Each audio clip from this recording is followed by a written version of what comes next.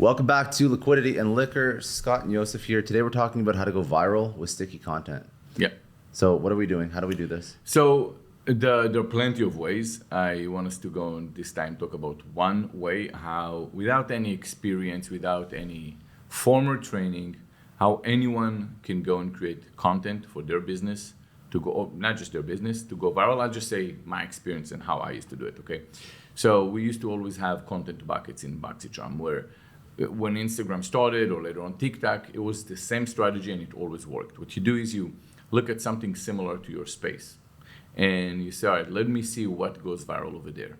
You take couple posts, pictures at the time, later on videos that went viral, and you say, what is the commonality? And you start from there. So today it's mostly videos, and if we're going to be talking about videos, I will give you an example of how I would approach that, okay?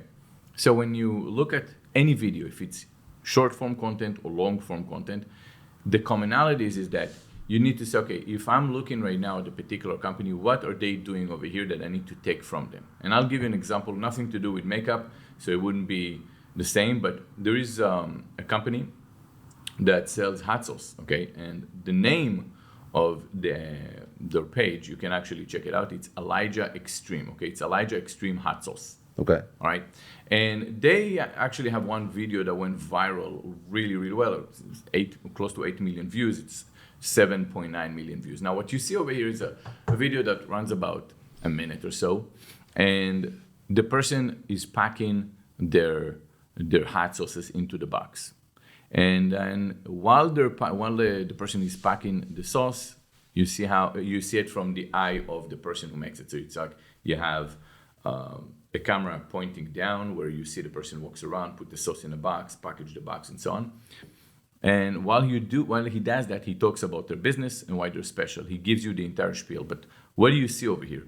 You see so it's very good to stimulate the person with a video like that, and then you put your pitch over there. So you get the attention, and then you put your pitch on it. That's what you're trying to do, right? So that's something that's been done before. But when you look at that content, it's okay, what are the elements over here? How do you actually dissect it? Mostly what you'll see is how long does it take them to do the cuts in every editing, because that is a higher stimulator. If I go and I create a video and I say, well, I noticed that a 45 seconds video that in average, every 2.3 seconds, you cut, you do a certain cut. Even if it looks part of the same scene, you don't go from one Zoom to in, another. zoom out. No, without that. You just do the cut for one tiny second. It stimulates your subconscious to keep looking. So you look at that and you say, okay, how long was it? What was perhaps the soundtrack? What was the main colors of the place that they're shooting at?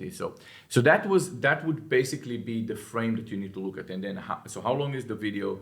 How long does it take him to cut every part? What is the hook that they have? How do they start? What is either what they say, what they show, right? Write it down and then do about 40 iterations. One of them is gonna stick. The idea is that you keep running those. Now, if there was a TikTok one, you go on TikTok, it can very well work on Reels or Shorts and so on. If it's a long form content, on YouTube, same exact story. If it's on Facebook, you'll be surprised how much success you can find on Facebook. Like, who's using Facebook? Well, stay-home moms with disposable income. I don't know, I guess you want them to buy your product, right? But the idea is to go in and dissect the videos. And you don't have to take just one, but you'll take the winner. And you make a whole web of just those, and then you see which one wins, and you double down on the one that won, and you optimize it. That's kind of like the how-to. Don't invent nothing. Look at someone that does something, copy that, and that's the way to go. I love it. You know, it's actually not that difficult to do. And when you look at, do you remember a couple weeks ago there was that auto body shop or that car shop that went super viral on TikTok? No. There was a car shop, and the social media manager for this, I think it's like a car shop or repair shop. Okay. They did a TikTok, and it was the dumbest TikTok. And there was like a cat sitting on top of it's like a pretend cat sitting on top of the car shop. And it like went very viral, like really? millions. Because the caption was, I don't know what I'm doing. Please help me go viral so my boss doesn't fire me. so they put that in the caption, and then there's this stupid picture of this fake cat sitting on an image of the actual building, but they went super viral.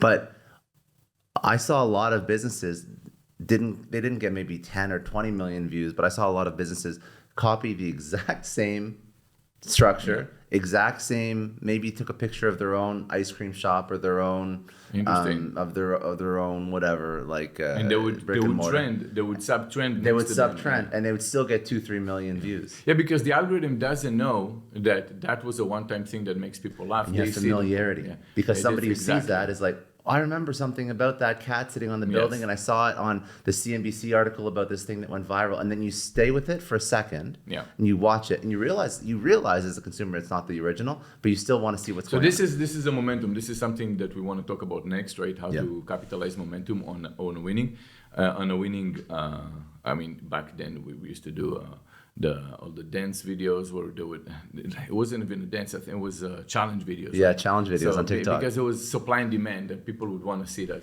All right. Okay, that's it for today. If you enjoyed, please subscribe on YouTube. If you enjoyed this podcast, you can download and listen to it wherever you get your podcasts or on liquidityandliquor.com.